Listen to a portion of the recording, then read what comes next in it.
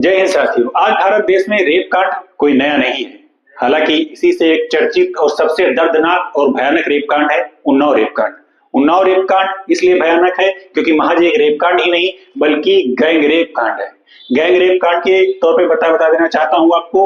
उन्नाव से जुड़ा वर्तमान 2017 के बीजेपी एमएलए कुलदीप सेंगर से है।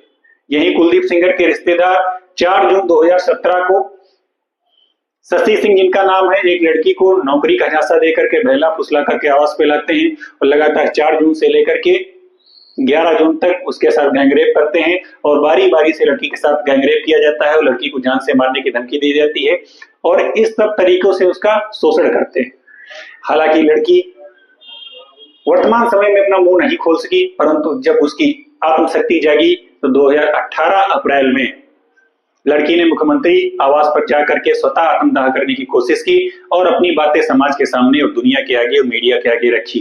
हालांकि मीडिया और का संज्ञान लेते हुए कुलदीप सिंह सेंगर पर एफआईआर होती है और सीबीआई जांच होती है।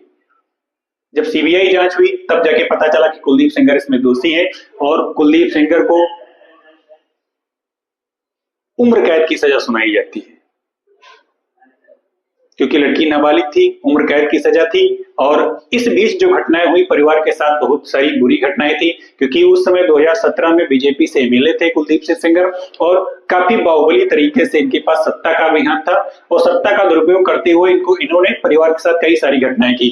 घटनाएं के तौर पर बता देना चाहता हूं, ये इन्होंने यहां तक कि अपने सत्ता का उपयोग किया और अपनी पावर का उपयोग करते हुए बताया जा रहा है कि उस समय जब लड़की के पिताजी रिपोर्ट लिखाने जाते हैं थाने में तो वहां के पुलिस वाले को दौरान कस्टडी में लेकर के इतनी मार मारी जाती है, इतनी पिटाई की जाती है कि पुलिस कस्टडी में ही लड़की के पिता की मृत्यु हो जाती है। और यही नहीं, सिर्फ एक यही घटना नहीं है। कुछ समय बाद जब उनके कुछ रिश्तेदार, उनका वकील किसी एक गाड़ी से जा रहे होते हैं तो सत्ता का पावर का इस्तेमाल करते हुए पूरी तरीके से एक ट्रक से एक्सीडेंट करा दिया जाता है। उस परिवार के सदस्य जिसमें 2 मरे होते, जो बताया जाता है उनकी पीड़िता की 2 चाचियां थी, उनमें उनके ही वकील थे जो कहीं ना कहीं उस हादसे से बच जाते हैं। तो इस तरीके से सत्ता का दुरुपयोग करते हुए परिवार के ऊपर इस तरीके का बल का प्रयोग करते हुए जान से मारने की धमकी देते हैं। परंतु जब सुप्रीम कोर्ट इसमें संज्ञान लेता है तो लड़की के रिश्तेदारों को लड़की को सुरक्षा प्रदान करता है और केस को ट्रांसफर कर देता है दिल्ली हाईकोर्ट। दिल्ली हाईकोर्ट में निष्पक्ष जांच होने के पश्चात, सीबीआई जांच होने के पश्चात कुलदीप सेंगर को दोषी माना जाता है और उम्र कैद की सजा दी जाती है। हाल ही में लगभग 7 साल उम्र कैद की सजा काटने के पश्चात 23 दिसंबर 2025 को अपने उसी फैसले पर पुनर्विचार करते हुए दिल्ली हाईकोर्ट